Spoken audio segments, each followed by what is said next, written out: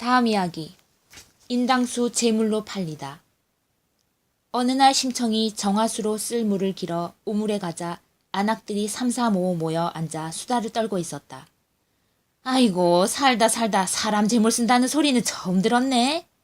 그러게 말일세. 천금을 준다 한들 제 목숨을 바칠 사람이 어디 있을까?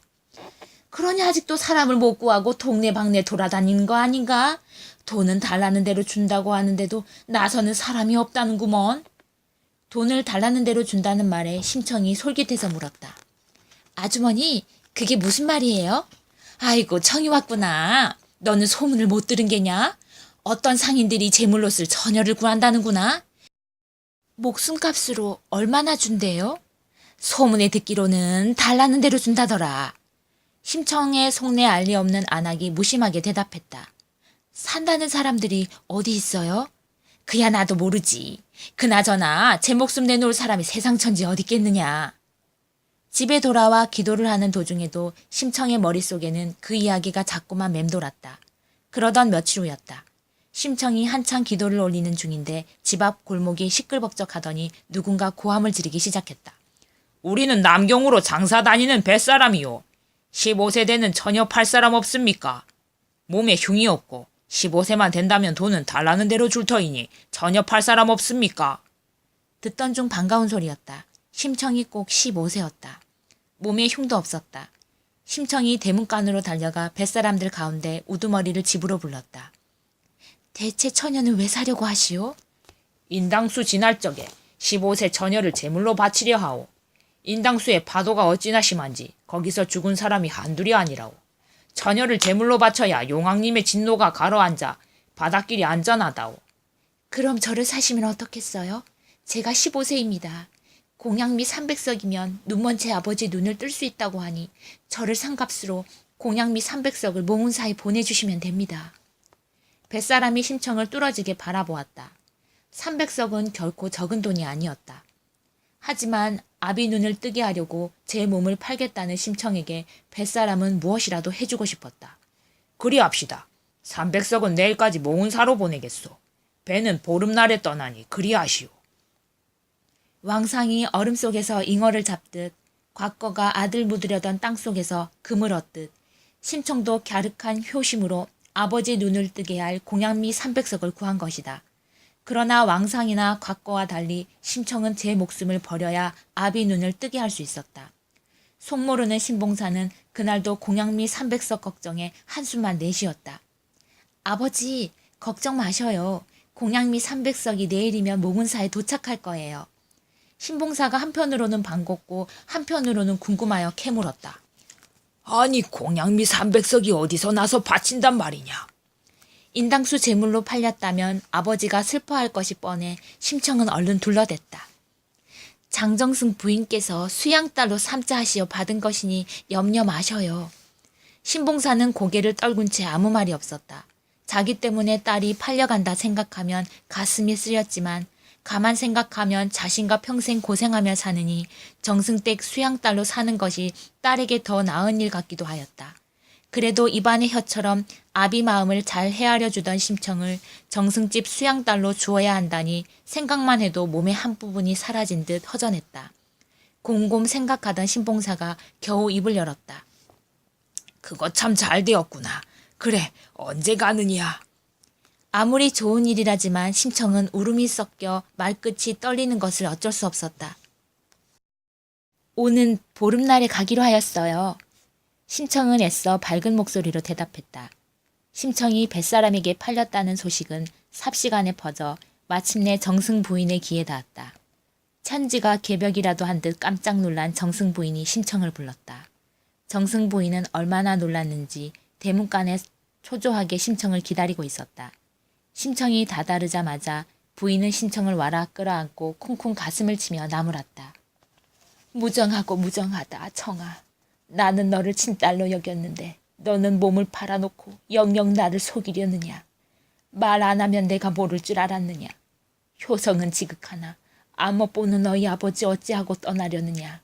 그런 일이 있으면 나에게 왔어야지. 목숨을 팔다니 말도 안 된다. 비록 같이 살지는 않아도 부모 자식으로 살자는 말 거짓으로 알았구나. 참말 서운하다 청아. 그러지 말고 공양미 300석을 내가 내어줄 것이니 뱃사람들에게 얘기하여 모르고 그냥 살아라. 우리 집에 오지 않아도 좋다. 아버지 모시고 지금껏 살아온 듯 그리 살아라. 심청은 단호하게 고개를 저었다. 한번 약속한 것을 이제 와서 물으면 뱃사람들이 낭패를 보게 되옵니다. 인당수에 사람 재물을 바치지 않으면 장사꾼들이 목숨을 잃는답니다.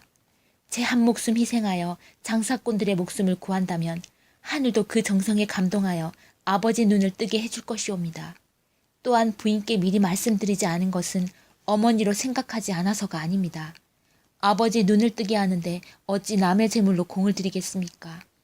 제 정성이 지극하여 하늘에 닿아야 아버지 눈을 뜨게 할 것 같아 말씀드리지 않은 것이니 너무 서운해 마십시오. 부인이 심청을 물끄러미 바라보았다. 인매가 야무지고 눈이 반짝이는 모양이 결심이 굳어 보였다. 심청을 바라보는 부인의 눈에 눈물이 차올랐다. 내 효성이 가득하다. 내 말대로 정성이 하늘에 닿아 내 아버지가 분명 눈을 뜰 게다. 내 마음이 어떻게든 너를 붙잡고 싶다만 내 결심이 그렇다니 어찌 말리겠느냐. 이렇게 어여쁜 너를 제물로 바치다니 아까워 어쩌나 보고파 어쩌나. 하늘 같은 은혜와 저에 대한 부인의 사랑을 가슴에 새기겠습니다. 그리고 이 은혜는 제가 죽어서라도 꼭 갚겠습니다. 심청의 눈에서 하염없이 눈물이 흘러 옷깃을 적셨다. 두 사람은 부둥켜 안고 눈이 퉁퉁 붓도록 이별의 정을 나누었다. 심청이 울면서 말했다. 부인은 저를 낳지는 않으셨으나 어머니와 다름없으십니다. 이제 가면 다시 못 뵐 터이나 부디 건강하게 오래오래 사십시오. 심청을 보고 또 보던 부인이 말했다. 청아, 내 마지막 부탁이나 들어주렴. 내 얼굴 그려놓고 네가 보고 싶을 때마다 보고 싶구나. 다시 볼 길 없는 심청의 초상화를 그려놓고 보겠다는 말에 심청은 또 눈물이 쏟아졌다. 심청이 울먹이며 고개를 끄덕이자 부인이 급히 화공을 불러들였다. 이보시오. 눈앞에 있는 듯이 잘 그려주시오. 부인의 분부가 떨어지자 화공이 심청 얼굴을 한참 바라보더니만 휘휘 손을 올렸다. 화공의 손길이 닿는 곳에 얼굴이 생기고 눈이 생기고 코가 생겼다. 두 귀 밑에 따은 머리며 단정한 태도며 심청 그대로였다. 화공이 그린 그림을 벽에 걸어놓고 보니 심청이 둘인 것만 같았다. 부인은 벽에 걸린 심청이 한번 보고 눈앞에 있는 심청이 한번 보고 또 보았다. 아이고, 이 벽에 걸린 청이처럼 내가 늘 여기 있으면 얼마나 좋겠냐. 잡지도 못하겠고 보내지도 못하겠다. 심청과 부인은 하염없이 눈물만 흘렸다. 그 모습이 하도 애절하여 곁에 섰던 종들도 따라 울었다. 동네 사람들 모두 심청이 제물로 팔렸다는 소문을 듣고 정승 부인처럼 슬퍼했다. 오직 한 사람, 신봉사만 이 사실을 몰랐다. 공양미 300석이 모문사에 시주된 것만 알고 좋아서 희희낙락이었다. 부처님께 공양을 올렸으니 이제 곧 눈을 뜰 줄 알고 기대에 부푼 아버지 모습을 볼 때마다 심청은 속으로 피눈물을 삼켰다. 보름날에 나 없어지면 우리 아버지 놀라 쓰러질 텐데 이 노릇을 어쩌나. 속절없는 시간은 잘도 흘러 인당수 제물로 팔려갈 날이 점점 가까워졌다. 심청은 할 일이 태산 같았다. 가기 전에 아버지의 사철옷을 모두 꺼내 깨끗이 빨아다리고 당분간 입을 새 옷을 짓느라 온종일 종종 걸음으로 정신이 없었다. 그러는 사이 14일이 되었다. 아버지에게 말을 해야 할 텐데 차마 입이 떨어지지 않았다.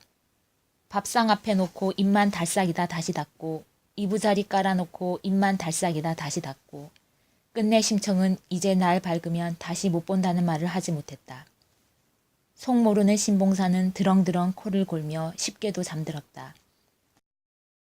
사방에 사람들의 발길이 끊겨 천지가 고요한데 문틈으로 새 들어온 바람에 촛불이 일렁거렸다. 심청은 두 무릎을 끌어안은 채 이마를 수그리고 깊은 한숨을 내쉬었다. 한숨 소리와 함께 밤이 깊어갔다. 아이고, 이럴 때가 아니지. 아버지 버선이나 마저 지어야겠다. 심청은 흔들리는 불빛 아래 버선을 짓기 시작했다. 바늘에 실을 깨는데 가슴이 답답하고 눈앞이 캄캄하여 좀처럼 깨어지질 않았다. 눈물이 앞을 가렸으나 심청은 행여 아버지가 깰까봐 소리내어 울지도 못했다. 울음을 삼키며 심청은 아버지 몸을 조심조심 어루만졌다. 이제 다시 못 볼 아버지의 다리도 만져보고 손도 만져보고 뺨도 어루만졌다. 나 죽고 나면 눈 어두운 우리 아버지, 사고 묻힌 혈연 단신, 의지할 곳 하나 없어 지팡이 짚고 끼니 때 찾아다니다가 구렁에도 떨어지고 물에도 빠지고 돌에 채어 엎어져서 신세한탄하며 우는 모습 눈앞에 선하고 집집마다 문 앞에서 밥 달라 하는 소리 귀에 쟁쟁 들리네. 명산대천 불공들여 40후에 낳은 자식 귀염 한번 못 보시고 이 모양이 된단 말인가. 돌아가신 우리 어머니 천당으로 돌아가고 나는 이제 죽으면 수국으로 갈 것이니 수국에서 천국 가기 몇 천리나 머나 멀까. 만일 어머니 만나는 날 아버지 소식 물으시면 무엇이라 대답하리. 내일 아침 돋는 해를 부뚜막에 매놓으면 어여쁘신 우리 아버지 더 보고 가련마는 뜨는 해를 누가 막을 수 있을까. 심청은 제발 밤이 더디 가길 빌고 또 빌었다. 그러나 무정한 시간은 여느 때보다 더 빨리 잘도 흘러갔다.